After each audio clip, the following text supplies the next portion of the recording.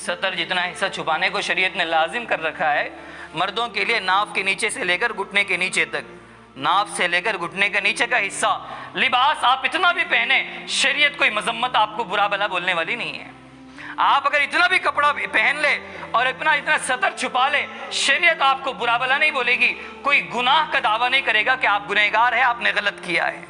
लिबास इतना इंसान को इतना मुख्तार है, इतना लाजमी है, बकिया उसके बाद इजाज़त है। लेकिन इस लिबास में भी अगर बंदा गैरों की मुशाबहत करेगा, फरमाया कि ये मन तशब्बह बिक़ौमिन फ़हुव मिनहुम, बाल काटने की इजाज़त है, लेकिन बालों में भी अल्लाह के नबी ने तरीक़ा बतलाया कि आपके बाल कटेंगे तो कैसे कटेंगे। आपके बाल काटने का तरीका, हालांकि बाल काटना ये इंसानी ज़रूरत है, बाल बड़े हो जाए तो इंसान को बेचैनी और मुसीबत परेशानी बन जाए, काटने का तरीका भी शरीयत ने सिखाया है कि आपको काटना कैसा है। किसी भी तरीके में, इंसान के किसी भी मोड़ में दूसरों की मुशाबहत पसंद नहीं है। आप अपना तरीका छोड़कर गैरों की बातें अपनाओ, ये तो दूर की बात है, लेकिन अपने मजहब पर रहते हुए दूसरों की मुशाबहत भी कबूल करो, ये भी शरीयत में पसंदीदा नहीं है। यहाँ तक की तालीमात है, हज़रत सलमान फ़ारसी से एक यहूदी ने एतराज़ के तौर पर कहा कि आपके नबी कैसे नबी है जो छोटी छोटी चीज़ें भी अपनी उम्मतियों को सिखलाते हैं, छोटी छोटी चीज़ें भी बयान करते हैं।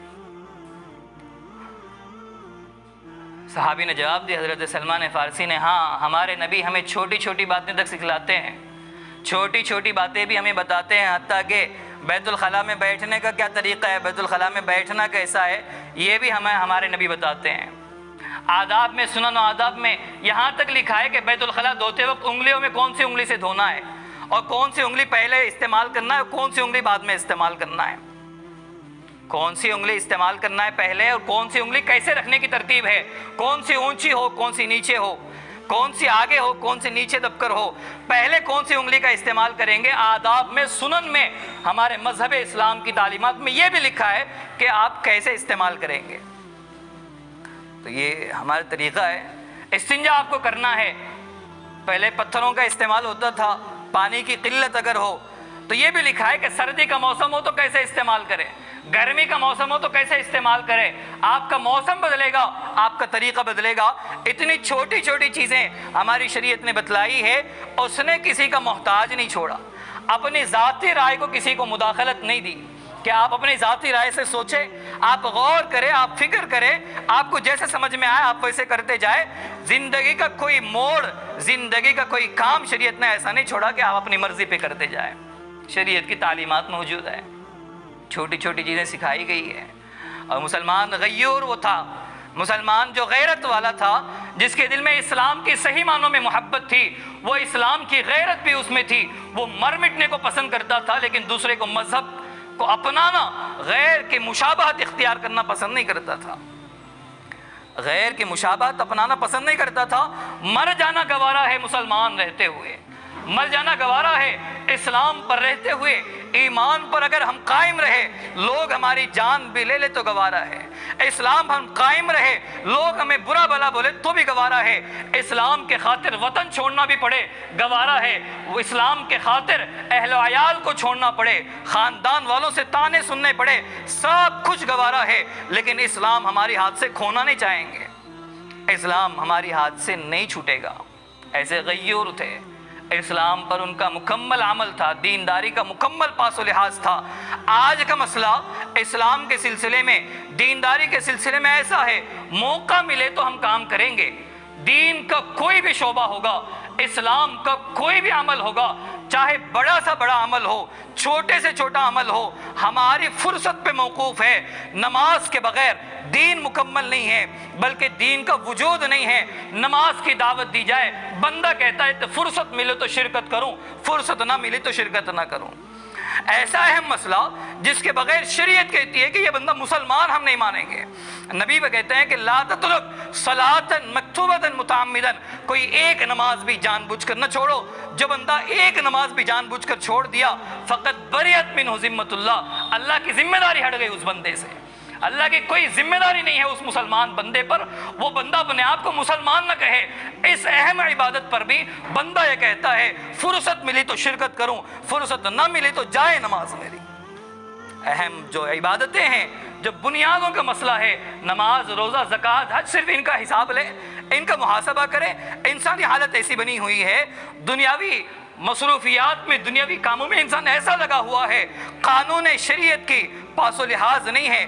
شریعت کا قانون کیا ہے، شریعت کا نظام کیا ہے، شریعت میں کون سے واجبی اعمال ہے، میرے ذمے کیا کام لازم ہے، میرے ذمے کون کون سے کام ایسے ہیں جس کے کیے بغیر میں مسلمان نہیں بچتا، میں اسلام پر بچ نہیں سکتا، میرا ایمان بچ نہیں سکتا، اس کی فکر نہیں ہے۔ صحابہ پوچھتے تھے اللہ کے نبی جب یہ بولے اجتنبوا السبع الموبقات، 7 چیزیں ہلاک کرنے والی ہے، ان ہلاک کرنے والی چیزوں سے بچو، اللہ کے نبی کا اتنا اعلان کہ فلاں چیز ہالک ہے۔ اللہ کے نبی جب کسی چیز کے بارے میں تنبیہ کرنا ہوتا، کسی چیز کے بارے میں ڈانٹنا ہوتا، تو اللہ کے نبی بولتے تھے کہ یہ چیز ہلاک کرنے والی ہے، یہ چیز موڑ دینے والی ہے، ہی الحالقہ، یہ چیز موڑ دے گی، دین کو موڑ دے گی، دین کا خاتمہ کر دے گی۔ صحابہ کیسے متوجہ ہوتے تھے، صحابہ کے ہوش اڑ جاتے تھے، جو چیز ہمارے دین و ایمان کو برباد کرے ہمارے لیے وہ سب سے بڑی مصیبت ہے، جو چیز ہمارے دین و ایمان کو برباد کرے وہ ہمارے لیے سب سے بڑی مصیبت ہے، اور ہماری دنیا کی زندگی کی سب سے بڑی بے چینی ہے۔ سب کچھ ہو سکتا ہے لیکن دین اور ایمان ہاتھ سے چھوٹے، ایسا نہیں ہو سکتا۔ یہ مسئلہ پہلے مشکل تھا، لیکن جو جیسے ہی دینی حالت میں کمزوری آتی گئی، نظام بنتا گیا، اور حالت یہاں تک آن پڑی ہے، قانون شریعت اب ہمارے ہاتھوں میں محفوظ نہیں ہے۔ قانون شریعت کا جو قانون ہے، شریعت کا بنایا گیا جو نظام ہے وہ محفوظ نہیں ہے، پھر بھی مسلمان کو احساس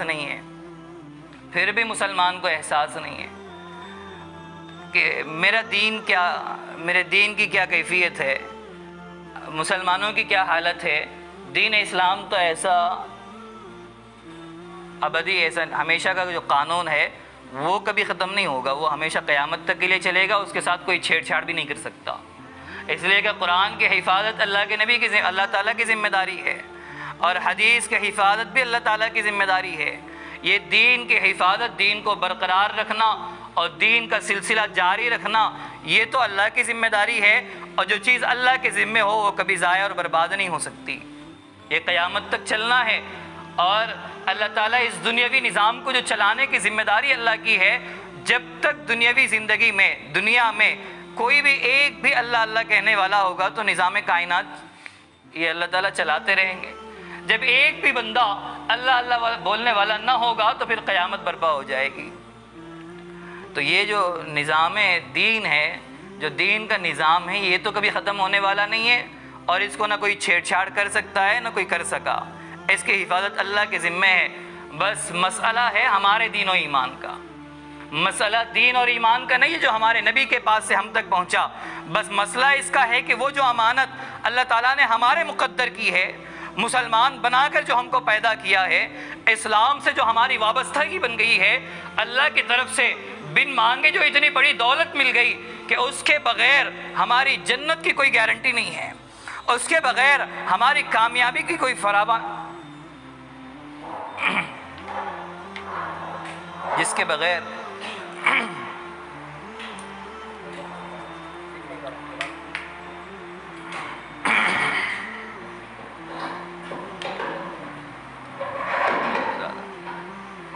بہت زیادہ ہے، پڑ جاتا تو نہیں سیٹ ہوتا ہوں بات سے۔